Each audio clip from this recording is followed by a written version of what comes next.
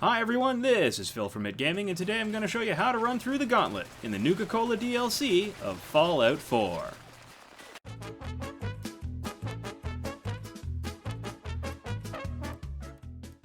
When you first take the monorail to Nuka World, you will hear Gage over the intercom tell you that if you can make it through the gauntlet, he's got an interesting offer for you on the other side. In order to get to the gauntlet, you will go down these stairs, and the first room you will see is a room that is absolutely filled with turrets. So I hid behind this piece of wall and just popped out and took care of them one at a time. And once you're done clearing out all of these turrets, which is no means an easy feat, the next room is a trap room, and it starts with a flame trap, and then a little bit of a rope maze of tripwires, so just take your time. I've accelerated the video for this because it took me a while to do all of these things.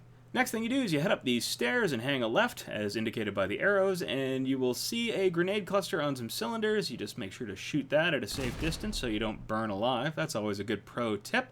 And once you go past the cylinders, you will see another little pistol trap. Just disarm that.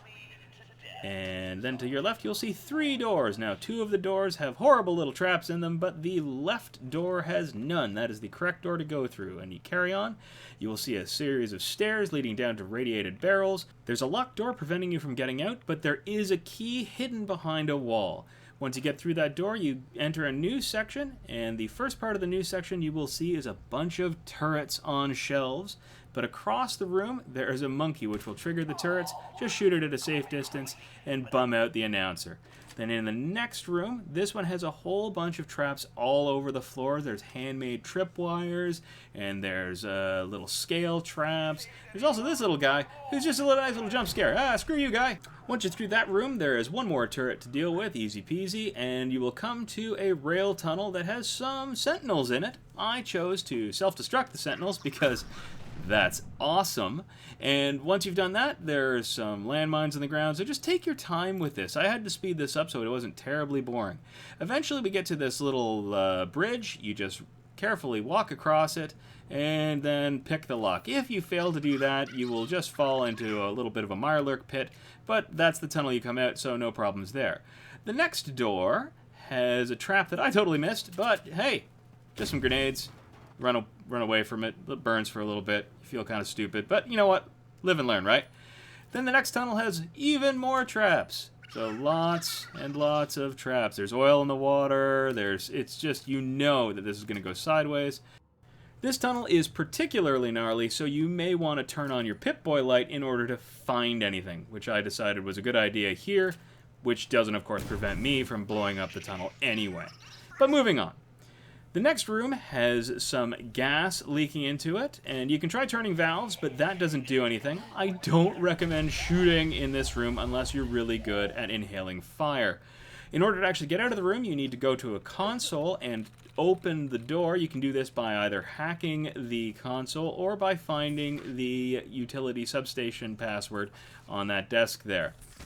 Once you've dealt with the radroaches and opened the door, feel free to move into the third section of the gauntlet, which does involve a fair amount of combat. The first thing you're going to encounter is some flying ants, which are really terrible to shoot at, so I would recommend maybe some AoE or melee. And then there's also people sitting on some chain link shooting at you from above. You don't actually have to fight these guys. I actually found it a heck of a lot easier to run right past them and to the door to the final area. Once you go through the door, you will see an arena filled with bumper cars and a gentleman in a power armor by the name of Overboss Coulter. Now, this power armor is kind of special because it's connected to the power grid of this arena. He challenges you to a duel, as he is wont to do, and in the waiting room, you will see an intercom, and you will talk to Gage through it, and he will tell you that that power armor is invulnerable. People have tried to fight him, and they die every time. In order to defeat the power armor, you need a particular weapon to unpower the armor. And that weapon, he shows you, is the Thirst Zapper. Now, the Thirst Zapper is actually just a water pistol. All you have to do is shoot him with the water pistol, and his energy shield will go down, giving you a small window of attack. Another thing you can do is you can find a little power core, and that will lower his power by 30%. And again, all you have to do when you're fighting him is hit him with the zapper, and then unload on him with whatever you've got. And eventually, you will finally be victorious, and that's it. That's the end of the gauntlet. If you find this video useful, please feel free to leave a like or a comment, or better yet, subscribe to the channel. And as always, have fun out there.